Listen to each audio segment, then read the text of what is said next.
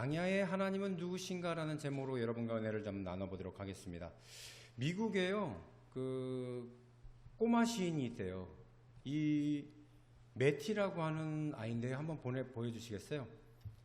이 아이가 워싱턴 DC에서 출생한 했는데 3살 때부터 시를 쓰기 시작을 했대요. 그래서 짧은 시를 계속해서 썼는데 그 엄마가 10살 때까지 기록한 걸 가지고 저 하트송이라는 것을 출간을 하게 됩니다.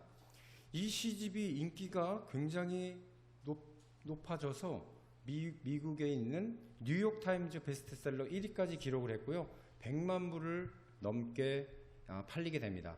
또 오프라 윈프리라고 하는 TV쇼에서도 나가서 이 아이가 또 이 시집에 대해서 이야기를 하고 굉장히 출간을 해서 미국인들에게는요, 저 하트송으로 해서 희망, 용기, 평화를 전하는 그런 책이 되었다고 합니다. 근데 이렇게 꼬마가 쓴 시인데도 굉장히 유명하게 된 이유가 있더라고요. 이 매티라는 아이가요, 1990년에 태어나요.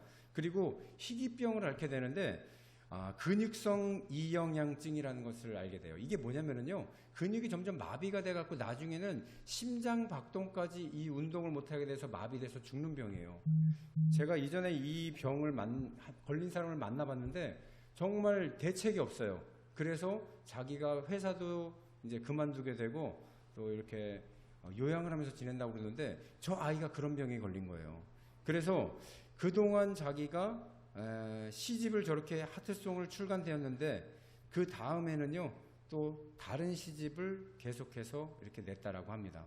근데 이 희귀병을 앓고 있는 소년이라는 것, 그리고 자기 이미 두 형과 누나 한 명이 같은 병으로 세상을 떠났고 엄마도 그런 병을 앓고 있었다. 이런 것들이 소문이 나서 이 친구가 인기가 있었던 게 아니라 진짜 인기가 있었고 눈시울을 적실 만한 것들은 뭐였냐면 이 어려운 환경에도 불구하고 희망의 말과 행동을 했다라는 거예요. 그 시집에 보면 이렇게 나옵니다. 왜 하필 나였을까? 라고 말할 수도 있었을 거예요. 하지만 저는 이렇게 생각해요. 내가 아니어야 할 이유는 뭐야? 나보다 힘이 없고 연약한 아기들보다 내가 아픈 게 낫잖아. 또 의사들이 이 친구한테 와서 5살일 때 말했대요. 너는 6개월 이상 살지는 못할 것이다 라고 했는데 전 지금 11살이에요. 이제 그들은 10대 또는 청년까지 살 수 있겠지 이렇게 말하겠지만 저는 101살까지 살 겁니다. 이렇게 말을 하다 보니까요, 이 친구들, 이 매티를 아는 많은 사람들이 정말 폭발적인 반응을 일으켰고 미국 전역의 시청자들이 눈시울 적시기에 충분했다라고 말을 했다고 합니다. 이 매티라는 한 꼬마 시인이 보여준 것은 희망의 힘이었다라는 거죠. 그리고 이 아이가 죽을 때요, 저 마지막 사진 보여주시면은 아빠한테 물어보는 거예요. 저 충분히 잘 해온 거죠. 저는 저거 봤을 때 굉장히 막 마음이 뜨겁더라고요. 자기가 살아온 길에 있어서 희망적으로 메시지를 잘 전달했는지 내 자신을 물어보고 아빠한테 가는 그 모습이, 물어보고 세상을 떠나는 그 모습, 14살의 생을 마감했을 때 많은 사람들이 애도를 하기 위해서 이 아이를 찾아왔다고 합니다. 자, 오늘 이 얘기를 들려드리는 이유는요, 출애굽기 15장의 본문이 하나님께서 백성들에게 희망을 말해주고 희망을 전달해주는 그런 이야기로 시작이 되는 거예요. 이스라엘 백성 자그마치 430년 동안 노예 생활을 하게 됐어요. 애굽에서 철저하게 노예 생활을 하고 있다가 그 고통이 너무 심하다 보니까 모세와 아론을 통해서 하나님이 내 백성을 구해내라 라고 해서 그 백성들을 430년 만에 출애굽을 시키게 되죠. 그리고 이제는 애굽의 종이 아니라 하나님의 자녀로 그 신분이 바뀌게 되는 희망찬 인생이 이스라엘 백성들에게 시작이 됐다라는 거예요. 그런데 그들은 종전의 종의 신분에서 탈출은 했지만은 그들이 나와 있는 현재 공간을 봤더니 사막이었던 거예요. 광야였던 거예요.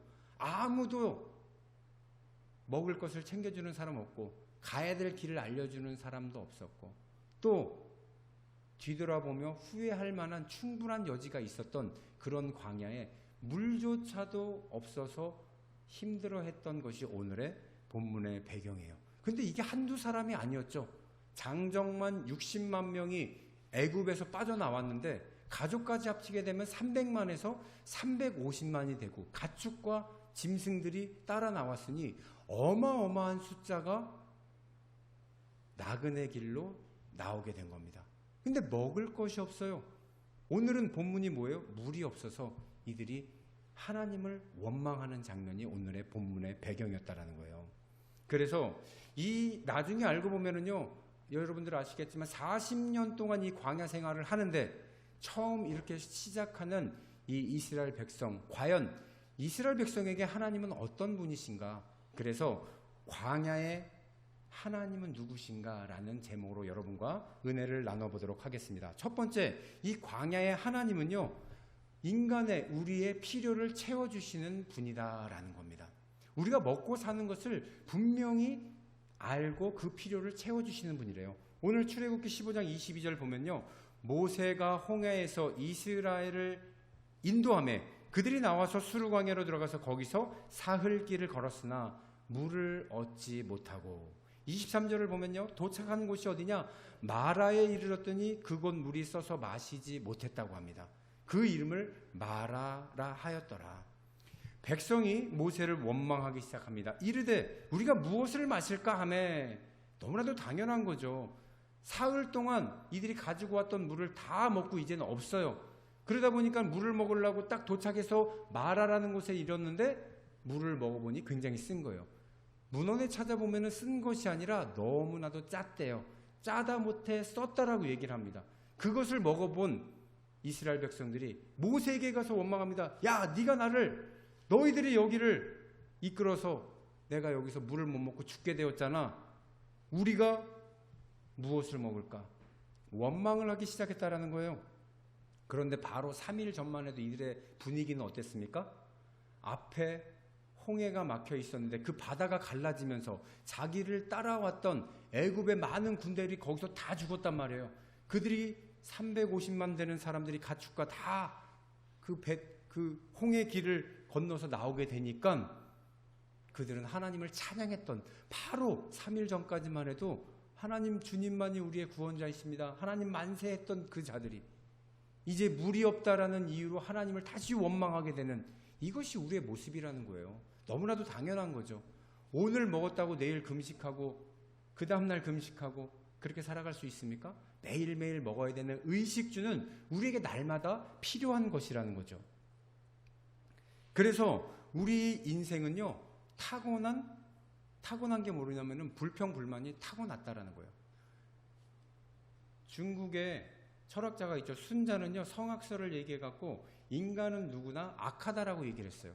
성경에서는 뭐라고 얘기하냐면은 우리가 연약한 마음 때문에 미혹된다, 악의 미혹이 된다. 이 두 가지를 합치면 되면 뭐냐면, 연약한 마음이 인간은 악으로 미혹이 된다라는 거예요. 그래서 우리가 태어날 때부터 악한 것은 아니라 우리가 연약하기 때문에. 그래서 이 하나님께서는요, 우리한테 인간이라는 것을 헬라어로 뭐라고 그랬냐면은 안드로포스라고 그랬대요. 이 안드로포스라는 뜻이 뭐냐면은 위를 바라보는 사람이래요. 우리가 위를 바라보면서 하늘에 주시는 양식을 먹고 은혜를 받으면서 살아가야 되는데, 이 고개가 아래로 숙여지게 되면은 그때부터 원망과 불평이 시작이 된다라는 거예요. 하늘에서 주는 양식이라는 것은 과연 무엇일까요?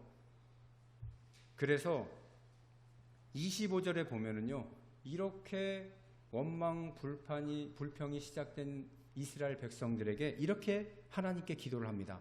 모세가 여호와께 부르짖었더니 하나님께 바로 달려간 거예요. 여호와께서 그에게 한 나무를 가리키더니 그 물에 던져라, 이 나뭇가지를 던져라 그랬더니 쓴 물이 달게 바뀌게 된 겁니다. 거기서 여호와께서 그들을 위하여 근데 뭐를 정하냐면 법도와 율례를 정하시고 그들을 시험하겠다라고 하는 거예요.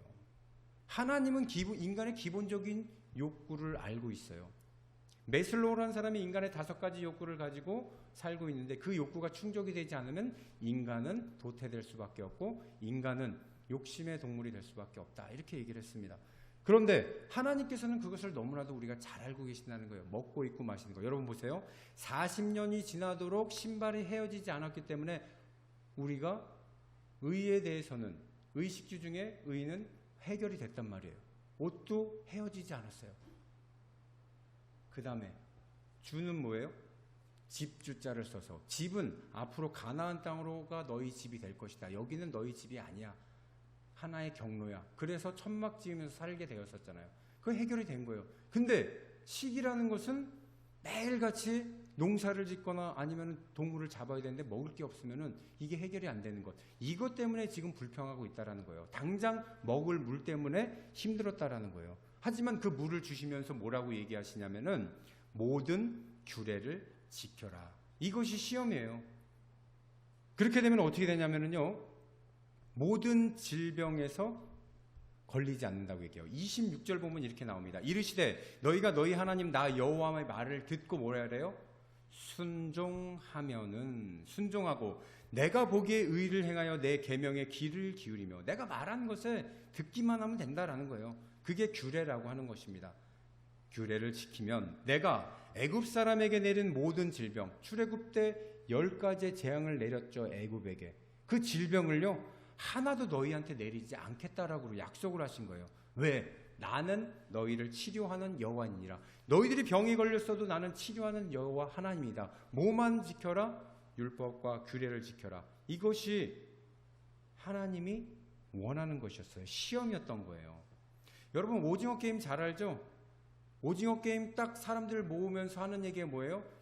너희들 여기를 통과하게 되면은 어마어마하게 돈을 받을 것이야 라고 보여주죠. 그것 때문에 전부 다 시험을 받겠다고, 거기를 가겠다고 가요. 근데 그 시험은 뭐예요? 규칙에 순종하라는 거예요. 저는 이 오징어 작가가 기독교인이 아니었을까, 또 출애굽기를 봤던 사람이 아니었나, 그런 생각까지 들더라고요. 이 규칙, 하나님도 마찬가지예요. 너희들에게 규칙을 알려줄 테니까 이것을 지키면서 모델하우스 같은 것을 보여주겠는데 27절에 그렇게 말합니다. 그들이 엘림이라는 곳에 이르게 돼요. 거기가 어떤 데냐면요, 물샘 12이 있어요. 그러니까 12개의 사막에 물이 있다는 건 뭐예요? 오아시스라는 거죠. 거기에 또 이른 구루가 있대요. 종려나무가. 나무가 있다 보니까 그늘이 생긴 거예요.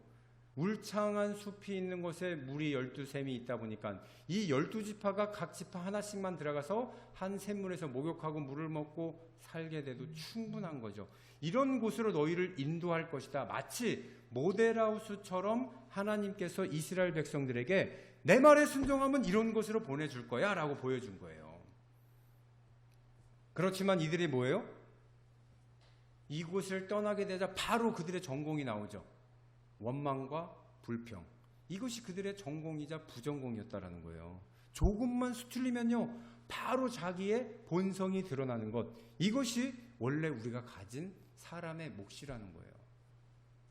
저도 이 설교를 쓰면서요 굉장히 놀란 게, 제가 그렇게 행동을 하고 있는 제 자신을 발견하게 되더라고요. 사람은요 상처를 받으면 그 상처를 회복되기 전까지는 계속 이거를 알아달라고 말을 하고 다니더라고요. 그러면서 그것이 해결되기 전에는요 내 자신을 스스로 보상하고 싶은 보상심리를 다른 사람한테 말하게 되고, 그러다 보니까 다른 사람이 나한테 이렇게 해코지를 했어, 나 그래서 지금 마음이 너무 아파, 이거를 다른 사람한테 말하는데 좋은 말로 하는 게 아니라 불평, 불만과 원망을 가지고 얘기하고 있더라고요. 제가 그랬다라는 거예요. 우리 교회에 대안학교가 시작이 되면서, 방과후 학교가 시작이 되면서 학생들을 모집하는데 10명 정도를 모집하려고 하는데 한 6명이 시작을 했단 말이에요.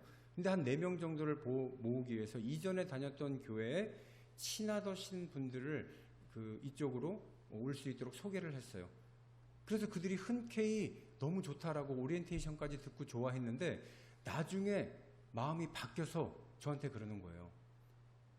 우리 담임 목사님이 질서 때문에 가지 말라고 했다고, 못 온다는 거. 그래서 제가 깜짝 놀란 게, 이야, 아이들 교육시키는 것조차도 질서가 필요하구나.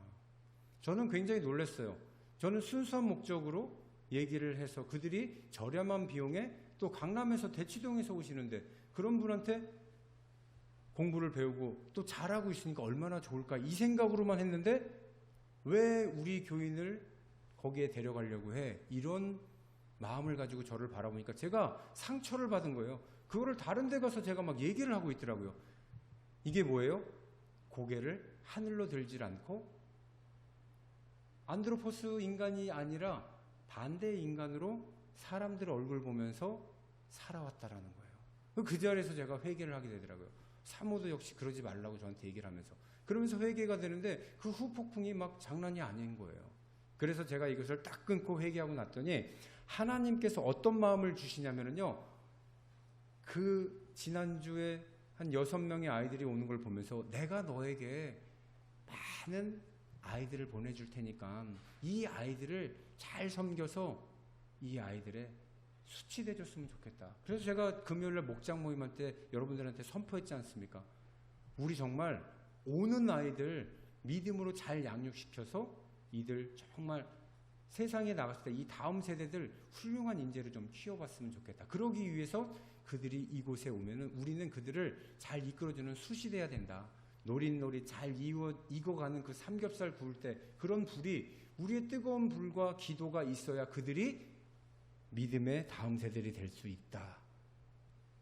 그래서 여러분과 제가 그것을 나눴던 것입니다. 하나님 분명히 우리에게 말씀하시는 건 뭐냐면요, 내 계명에 귀를 기울이며 내 모든 규례를 지키면 모든 질병 중에 하나도 너에게 내리지 않겠다라고 하고요, 나는 너를 치료하시는 하나님이라고 그렇게 말씀하셨습니다. 저와 여러분들이요, 하나님의 규례를 지키시길 바랍니다. 그 명령에 순종하시길 바랍니다. 반드시 하나님께서는요, 우리의 아픈 것뿐만 아니라 우리의 필요를 채워주시고 하나님이 동행해 주셔서 여러분들 함께 큰 은혜 가운데 신앙생활을 잘할 수 있게 만들어 주심을 믿으시기를 바랍니다. 두 번째 뭐냐면요, 우리 하나님은 어떤 분이시냐면은 우리의 원망도 들어주시는 분이에요. 원망을 할지라도 그 원망 소리까지 들으시면서 우리의 요구를 들어주신다는 것을 오늘 또 보실 수가 있습니다. 16장 1절에 보면 이렇게 나옵니다. 이스라엘 자손 중에 온 회중이 엘림에서 떠났어요. 그 12 우물이 있었고 또 70개의 종려나무가 있었던 그 모데라수와 같은 이런 곳으로 보내겠다라고 했던 그 좋았던 것을, 오아시스를 이제 떠나게 돼서 어디에 이르게 되냐면 시내산 사이에 있는 신광야에 이르게 되니 여기서 한 10km 정도 떨어져 있는 곳으로 옮기게 됐다는 것이에요. 애굽에서 나온 후 둘째 달 15일이라. 애굽에서 나온 지 둘째 달 15일이라는 건 한 달 걸렸다라는 얘기예요. 한 달 만에 도착한 곳이 완벽한 광야, 사막이었다라는 거예요. 앞이 막막하죠. 그들의 전공이 다시 살아나기 시작합니다. 원망이 막 올라오게 되고, 내가 여길 왜 나왔지? 왜 따라 나왔지? 그러면서 2절과 3절과 같이 말합니다. 이스라엘 자손 온 회중이 그 광야 모세와 아론을 원망하여. 드디어 시작이 됐죠. 이스라엘 자손이 그들에게 이르되 우리가 애굽 땅에 고기 가마 곁에 앉아 있을 때, 고기 가마 곁에 앉아 있을 때, 잘 여러분 밑줄 그리고 보시고요, 떡을 배불리 먹었을 때, 이 두 가지를 지금 기억하고 있는 거예요. 그때를 생각하면서 여호와의 손에 죽었더라면 좋았을 것을, 거기서 죽었으면 좋았을 것을 우리가 왜 이 광야를 나와서 고생하느냐, 그 얘기하고 있는 거예요. 너희가 이 광야로 우리를 인도해 내어 이 온 회중이 줄여 죽게 하였도다. 굶어 죽게 또 이런 환경을 만드는구나. 그러면서 옛날 왕년의 생각을 하게 됐다라는 거죠. 그런데 아까 제가 봐보세요. 고기를 진짜 이들이 먹었나요? 종이었는데 고기 가마 곁에 있었을 때는 뭐냐면 고기를 구워줬다라는 거예요. 굽는 것만 했고요, 먹지는 못했어요. 또 뭐를 배불리 먹었냐면 떡을 배불리 먹었다라는 거예요. 고기는 열심히 구워서 상전들한테 다 주고 자기네들은 그 냄새만 맡고 떡만 먹었다라는 거예요. 그런데도 불구하고 그곳으로 다시 돌아갔으면 좋겠다, 그 얘기를 하고 있는 거예요. 정말 민수기에 보니까요, 이렇게 하나님은 이들의 음성을 듣고 뭐라 그러냐면은 이렇게 말합니다. 또 백성에게 이르기를 너희의 몸을 거룩히 하여 내일 고기 먹기를 기다려라. 너희가 울며 이르기를 누가 우리에게 고기를 주어 먹게 하랴. 애굽에 있을 때가 우리가 좋았다 하는 말이 여호와께 들렸으므로 너희들이 투덜거리는 얘기를 들었다라는 거예요. 여호와께서 너희에게 고기를 주어 먹게 할 것이다. 애굽에서 한 번도 먹어보지도 못했던 고기를 이제 먹게 해주겠대요. 얼마나 먹게 해주냐면요, 하루나 이틀이나 닷새나 열흘이나 20날만 먹을 뿐 아니라 냄새도 싫어하기까지 한 달 동안 먹게 하리니 이는 너희가 너희 중에 계시는 여호와를 멸시하고 그 앞에 울며 이르기를 우리가 어찌하여 애굽에서 나왔던가 함이더라 하라. 이거 여러분, 하나님께서 원망과 질투하는 것까지 들어주시는 걸 보세요. 고기 먹고 싶다니까요, 마치 뭐예요?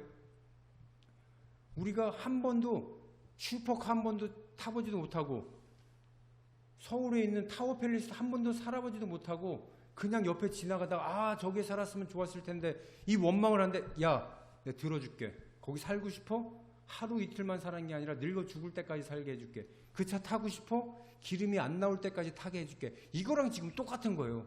근데 제가요, 이 300만에 가까운 사람들이 고기를 먹게 해주려면 도대체 메추라기 몇 마리를 잡아야 한 달 동안 먹을 수 있을까 봤더니 1억 800만 마리를, 8천만 마리, 그거를 지금 잡아와야 이들이 고기를 그나마 질리게 먹을 수 있는 거예요. 그거 지금 잡지도 않았는데 포장마차 가서, 옛날에 제가 포장마차 할 때 참새구이 이런 게 있었거든요. 그거 하루에 많이 띄워봤자 10마리에서 20마리 사이였어요. 참새 잡기 힘들다라는 거였죠. 근데 지금 메추라기를 600만 마리씩 하루에 잡으려고 하면은 그게 말이나 되겠어요? 이건 뭐냐면 인간이 할 수 없는 일을 하나님께서 보여주시겠다라는 거예요. 자, 다시 돌아가서 출애굽기 16장 12절 보면은요, 내가 이스라엘 자손의 원망함을 들었노라 이렇게 얘기해요. 그들에게 말하여 이르기를 너희가 해질 때에는 고기를 먹고 아침에는 떡으로 배부르니. 삼시세끼 다 준 게 아니죠. 저녁 때는 고기로 우리를 배부르게 만들었고 아침에는 떡으로 너희들이 먹었던 거 그대로 지금 기도한 대로 들어주시는 거예요. 떡은 배불리 먹었어? 그래, 아침 점심은 떡으로 먹어. 저녁 때 메추라기를 통해서 너희가 배부르게 질리도록 먹게 해주겠다. 이렇게 지금 얘기를 하시는 거예요. 그런데 여러분, 원망을 해도 하나님이 이렇게 들으시는데 여러분, 감사를 한다라면 어떤 일이 일어나겠어요? 원망 대신 감사로 우리의 삶이 바뀐다라면 우리도 즐겁지만요, 하나님은 얼마나 더 우리에게 좋은 것으로 해주시겠냐라는 거예요. 그 하나님은 우리가 이 시간에 와서 예배하면서 작은 신음소리로 하나님 한 것까지도 다 들으시는 분이라는 겁니다.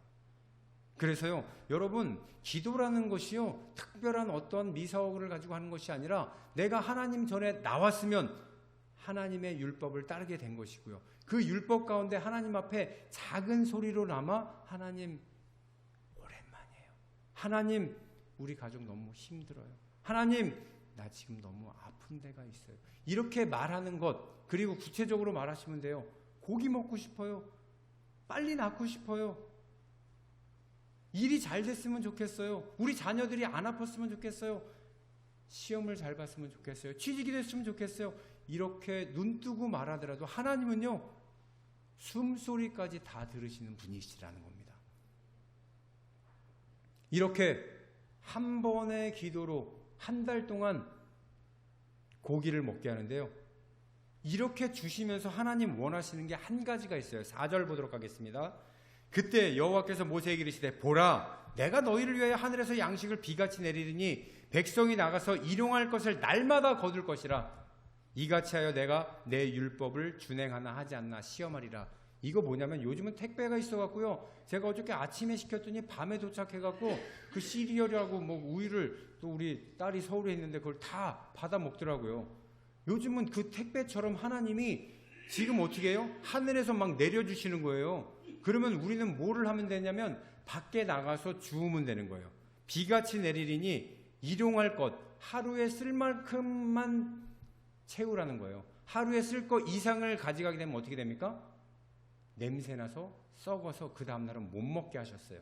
그래서 하루치만 먹을 수 있도록 계속 하다가 6째 날이 되면요, 2배를 거두래요. 5절 말씀 보면 이렇게 됩니다. 6째 날에는 그들이 그 거둔 것을 준비할 것이니 날마다 거둔 것에 얼마만큼? 갑절이 되리라. 갑절만큼. 그 다음 날은 너희들이 2봉지를 가져가서 잠어놔. 7째 날은 위에서 너희들이 준비해야 된다는 거예요. 6절에 보면 뭐라는 거냐면요. 모세와 아론이 온 이스라엘 자손에게 이르되 저녁이 되면 너희가 여호와께 너희를 애굽 땅에서 인도하여 내었음을 알 것이요. 여러분 뭐라고 합니까? 내가 너희를 애굽 땅에서 인도하여 내었음을 알아라 라는 것을 지금 일곱째 날에 기억하라는 거예요. 그것 때문에 일곱째 날은요, 아무것도 하지도 말고 일도 하지도 말고 그 전날 음식을 많이 줄 테니까 이틀치를 받아놓고 주일을 거룩하게 지키라는 것입니다. 여러분 이것이요, 고기를 아무리 잘 먹고 세상에서 아무리 지위가 높고 남부럽게 잘 산다고 할지라도 잊지 말아라. 그게 뭡니까? 너는 더 이상 세상의 종이 아니라 내가 구원해낸 자다. 그것을 잊지 말아라. 오늘 집에 가서도 여러분들이 기억해야 되는 거 단 하나가 뭡니까? 하나님이 나를 어두운 죄 가운데 내버려 둔 것이 아니라 죄의 종으로 살게 만든 것이 아니라 이미 너는 내가 구원해낸 나의 자녀다. 이것을 잊지 말으시기를 주님의 이름으로 축원합니다. 이 말씀이 고백이 저와 여러분들의 삶의 날마다 고백이 되시기를 주님의 이름으로 축원합니다. 설교를 여기서 마치려고 하는데 마치기 전에요, 제가 영상 하나를 준비를 했습니다. 여러분, 제가 처음에 시작했던 그 매티라는 소년에 보니까 영상이 있더라고요. 그것을 여러분들 마지막으로 보고 설교를 마무리하도록 하겠습니다. 이 영상을 보면서 제가 참 많이 느낀 것은요, 여러분들에게 하나 물어보고 싶은 것도 그것입니다. 여러분 어떤 인생을 지금 살아가고 있나요? 감사의 인생이 많은가요? 아니면은 원망과 불평의 삶이 많은가요? 이 시소 앞에 두 가지를 올려놨을 때 기울어지는 쪽이 여러분들의 삶이라는 거예요. 감사는요, 하나님의 뜻이라는 것입니다. 그런데 우리가 하나님 뜻을 어느 순간에 고개를 땅으로 내려서 사람들을 봤을 때, 하나님을 멀리하게 됐을 때 우리는 감사가 사라지게 되는 거죠. 오늘 이것이 다시 회복이 되는 날이 되었으면 좋겠습니다. 우리가 사람들을 보고서는요, 실망할 거 하나도 없어요. 또 나에게 원망이 되는 사람, 나에게 화해를 신청을 안 했다고 그거 생각할 필요 없습니다. 우린 뭐만 하면 돼요? 안드로포스의 인간, 하늘을 바라보며 걸어가는 사람이 된다면 그 감사가 다시 일어나고 하나님이 주시는 은혜가 저와 여러분들의 삶을 다시 밝게 비추게 될 줄 믿습니다.